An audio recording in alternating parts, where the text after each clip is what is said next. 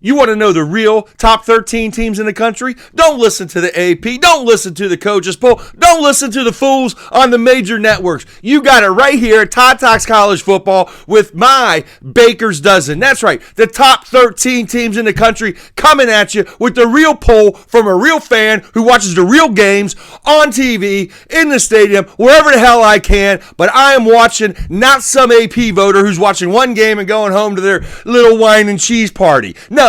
We got real college football going on here at Todd Talks College Football, and we know who the top 13 teams are for week 4 of the college football season. So let's break into it. The number 1 team in the country going into week 4 is the same as last week, the Ohio State Buckeyes. Yes, they did not play their best game against Ohio, but my friends, that's a good thing. And let me tell you why. Ryan Day needed some tape to show that young quarterback exactly the mistakes he made out there on that football field, and he wasn't getting that with Grambling, but he definitely got it with the Ohio Bobcat coverage there the other day. They definitely fooled Julian saying he went to the wrong side of the field multiple times on some plays. He would have had completions if he went the other way. So it's a great thing. And the other thing Ohio State found is a running back, baby. That's right, Bo Nose Jackson. Bo Jackson, freshman out of the Cleveland area. He is going to be the stud. He may not be a guy that's going to break a 90-yarder, but let me tell you what, he's explosive. A sizzling 12.1 yards a carry last week. It is just a really fantastic thing. They got this freshman running back in Bo Jackson. And this defense might be the best in the country. Oklahoma, Ohio State, you can mix and match them right now, but those two defenses are playing just tremendous football. The number 2 team in my Baker's Dozen poll for week 4 is the Oregon Ducks. And this stays the same as last week too. Yes, they went to Northwestern. Vanderbilt. They went to sleepy Northwestern, and they got a win. And they didn't look super pretty, and the AP dropped them. Wah, wah, wah, wah, wah. The Ducks are one of the most dominant teams in college football, and you got to give them the respect. I told you about the freshman Dak Moore coming in, and this kid was going to be a superstar, and he's a superstar in the making, folks. And this team is just smoking people.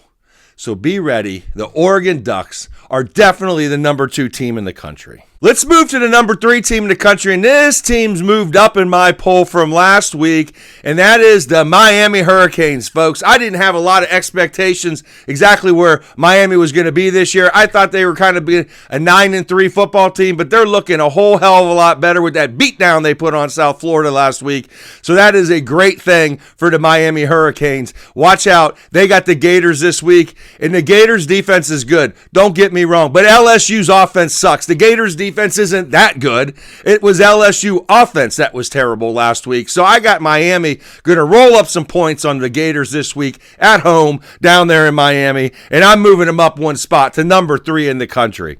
All right, this is a big move right here. Mover and shaker in the poll, coming in the Todd Talks College Football Baker Dozen, up 3 spots from last week. That's right. Last week I had them number 7 in the country. This week, I'm moving them all the way up to number 4, and that will be the Georgia Bulldogs. Look, I've been down on Georgia all year going into the season, thinking this was going to be a less than adequate Kirby Smart team. But you know what Kirby Smart does? Kirby Smart knows how to win football games. And this football team knows how to win a football game. And that's what they did in Tennessee. They should have lost that game 3 separate times. Tennessee snatched defeat from the jaws of victory. That's right, you heard it. Tennessee snatched defeat from the jaws of victory last week, and Georgia came out on top in that football game. And this team right now, in my opinion, as it sits today, this is Monday, the 15th of September, the Georgia Bulldogs are the number 4 team in the country. And you're asking, holy smokes, Todd, what have you done? You had Penn State just 2 weeks ago ranked number 1. Where the hell are they now? And I'll tell you, folks, they've fallen all the way to number 5. Not necessarily because what they have done, but what other teams in front of them have done. Look, Georgia's went on the road. Miami's beat a solid football team in Notre Dame, and then they turn around and beat a solid football team in USF. This is how it works in the Baker's Dozen. You move up and down based on what I'm seeing, and Penn State so far hasn't shown anything. Let me tell you one thing, Penn State fans. You beat Oregon in 2 weeks, you'll be number one in the poll, no question about it. All right, this is a team that took a drop from last week. They were at 5. I had them at 3 2 weeks ago, and they're dropping and tumbling and stumbling and bumbling, and we've got Brian Kelly crying because reporters are asking him about his offense. Come on, Brian Kelly. This offense sucks. That was a terrible game for LSU in the first half, second half, third half, fourth half, whatever half you want to put them in. That was not a good game LSU played last week. They should have scored 42 to 49 points. They had 5 turnovers, the Gators, on DJ Lagway interceptions. They took one to the house. Other than that, they scored 13 points in this game. Yes, the Florida Gator defense is good, but it's not so good that they can succumb 5 turnovers and still hold you to under 21 points. That's right, LSU was dropping this week to number 6. All right, let's move to number 7. Number 7, this team dropped too, but for nothing that they did. They didn't even play last week. So how can they drop, you ask? Well, I'll tell you, because other teams in front of them did better, and we had somebody move up ahead of them, and that was the Georgia Bulldogs. So we have to drop the Florida State Seminoles. I told you last week when I put them at number 6, I might regret the pick. I don't know. They didn't play this week. They've got some tough games coming up. We'll see where they go, but I got them at number 7 in this week's Todd Talks College Football Baker's Dozen poll, and the Seminoles better come out strong after the bye week and get back on the winning track here, or keep on the winning track and get back up in this poll, because I think they can skyrocket here in a few weeks when they got Miami on the schedule. All right, number 8. The Illinois Fighting Illini. That's right. Illinois is a great football team so far this season. Just great. Tremendous. The way that they're rushing the ball. Yes, they did not rush well on Duke in the first half, but they turned it around the second half. They had the shutout this weekend. They got Indiana, or going to Indiana this week. It's going to be a big, big game, and I think Illinois is primed and ready to win that football game this Saturday at Indiana.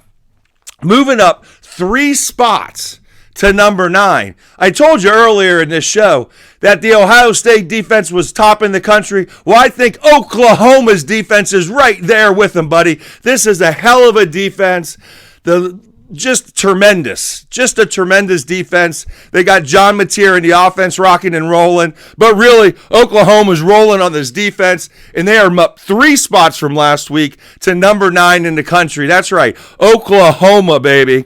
Number 10, we have an unranked team stepping in to the Baker's Dozen for the first time this week, and that is Texas A&M, the Aggies, baby. What a great finish last week to finish off that game and beat Notre Dame in South Bend.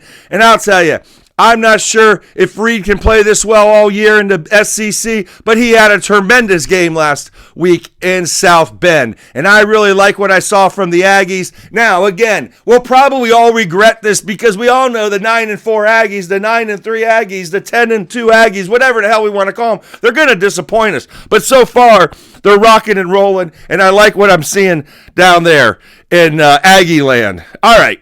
Another team that was unranked last week has been in the Baker's Dozen before. They were ranked really high. Then they went and shit a bed against Florida State. And now they're coming back. And I'm going to move them back up to number 11. That's right, the Alabama Crimson Tide. Folks, I think they figured out some of their problems. They're rolling back into town. They're roll-tiding. High tide, whatever the hell you want to say. This team is ready to rock and roll. And I think they're putting it together. Ty Simpson is playing great, efficient football. And I'm really, really, really excited to see how they move forward in 2 weeks when they play the Georgia Bulldogs on the road. And Georgia puts that 35-game win streak at home on the line against the Crimson Tide. It's going to be quite the dandy, folks. So I got Alabama at number 11. That means we got a big faller this week. They fell 3 spots. And that's the Texas Longhorns. And folks, honestly, I almost thought about taking this team out of the Baker's Dozen. The way they're looking, the way Arch Manning's not performing against these lackluster teams that they've been playing in the last couple weeks, he has not looked like what Paul Feinbaum called him, which was a generational talent. He could be a generational talent. He's just not there yet. And honestly, folks, if his name wasn't Manning, he'd probably be on the bench at Texas. But we'll say what it is. Texas has fallen 3 spots to number 12. And then we come up with the final, the Baker's Dozen, the last pick in the Baker's Dozen is Georgia Tech, the Ramblin' Wreck, folks. That's right. I told you at the beginning of the season this team would beat Clemson, and they did. And they are a very challenging team to play. I would not want to play Georgia Tech, especially when Haynes King is feeling it. And he was feeling it on Saturday. I really liked what they did. I think Georgia Tech deserves this spot all the way up to 13. The AP's got them at 18. Bunch of baloney. That's what I say. They just beat a good Clemson team. Well, what we thought was a good Clemson team, now we don't even know if they're a good team. Maybe ask Dabo. He'll give you a thought or two on it. All right. My next 5, which is the teams that did not get into the Baker's Dozen, but just are on the outside looking in, and that's going to start with the Utah Utes. Yes, the Utes are 3-0. They're playing really good football. They haven't played a lot of great competition yet, but I like what I'm seeing, and I'm liking how they're playing, and they look like a real contender to win this Big 12. All right, I got 2 SEC teams here. I'm going to mix them up, jumble them up, do whatever you want. I'm going to put Tennessee and Ole Miss. Ole Miss and Tennessee, you make the song, you spell the lyrics. I don't care which way you put them in. Look, I was impressed with Tennessee. They should have won that game 3 different times, but they didn't. But the bottom line here is that Tennessee looks like a pretty damn good football team, and they got a real satisfying, not satisfying, they're not satisfied with the loss, but I'm saying is, I'm satisfied that they lost to Georgia in the fashion that they did. Yes, they should have won the damn game. That would have been better for the Volunteers. But the bottom line is they looked good in the loss, and I'm going to give them credit for that. So there are 2 of my next teams in there. Then I'm going to roll with the next 2 teams. I'm putting these 2 teams kind of on the same level. We're going to learn a lot about them over the next 2 weeks, and that's Texas Tech and Indiana. Both of these teams have high-powered offenses. Indiana's defense looks just tremendous. They're shutting out everybody or getting damn close to it. Kurt Signetti, the quantified asshole that he is, he wants to run the score up so he can get the style points like Ohio State and Florida State and everyone else is doing. But he got a shutout last week. And Texas Tech, they're just rolling along. I don't know that they can beat a team like Utah, but you know what? They may not have to get to where they need to be. We'll see how it all shakes out in the Big 12. So that's my Baker's Dozen. Again, let's just recap it real quick. We got Ohio State at 1, Oregon 2, Miami 3. We're going with Georgia at 4, Penn State at 5, LSU 6, Florida State 7, Illinois 8, Oklahoma 9, Texas A&M, then Alabama, then Texas, even though they're about to fall out any minute, especially if they play Sam Houston like they just played last week, and Georgia Tech. And the first 5 right after that, I got Utah, Tennessee, Ole Miss, Tennessee, you make it.